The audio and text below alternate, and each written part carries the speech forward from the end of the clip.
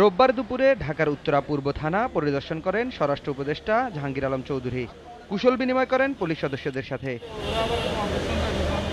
পরিদর্শন শেষে আইন শৃঙ্খলা পরিস্থিতি নিয়ে সাংবাদিকদের সঙ্গে কথা বলেন স্বরাষ্ট্র উপদেষ্টা।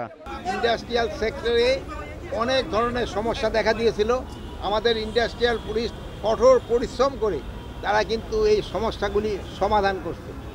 এখন ইন্ডাস্ট্রিয়াল পুলিশের জনবল আরও কিছু বৃদ্ধি করতে হবে, যেহেতু আমাদের ইন্ডাস্ট্রির সংখ্যা বেড়ে যাচ্ছে আল্লাহ দিলে। এই জন্য আমাদের এটা জনবল বাড়ানো এবং তাদের সরঞ্জাম বাড়ানো দরকার। জাতীয় নির্বাচন সুষ্ঠু করতে কতটা প্রস্তুত আইন শৃঙ্খলা বাহিনী, উত্তর দেন এমন প্রশ্নেরও। নির্বাচনটা শুধু আইন শৃঙ্খলা বাহিনীর উপরে নির্ভর করে না।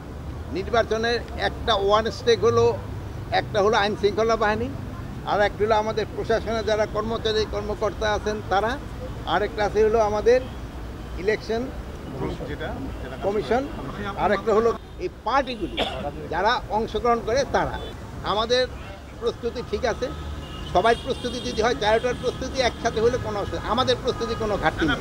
এর আগে বেলা 11টায় হযরত শাহজালাল আন্তর্জাতিক বিমানবন্দরের কার্গো ভিলেজ পরিদর্শন করেন উপদেষ্টা। মালয়েশিয়ায় আটক বাংলাদেশিদের জঙ্গি ট্যাগ দেয়া ইস্যুতে কথা বলেন তিনি।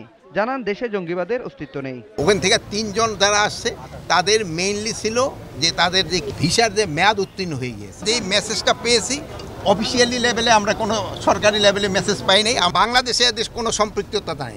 এ সময় কার্গো ভিলেজে কোল্ড স্টোরেজের সক্ষমতা নিয়েও কথা বলেন জাহাঙ্গীর আলম চৌধুরী। টার্মিনালে হলো একটা বড় সুবিধা থাকবে যে স্ক্যানিং হয়ে যদি ধরেন বিমানে মাল নাও যেতে পারে, ওই সময় এসে আবার কোল্ড স্টোরে রেখে দেওয়া যাবে।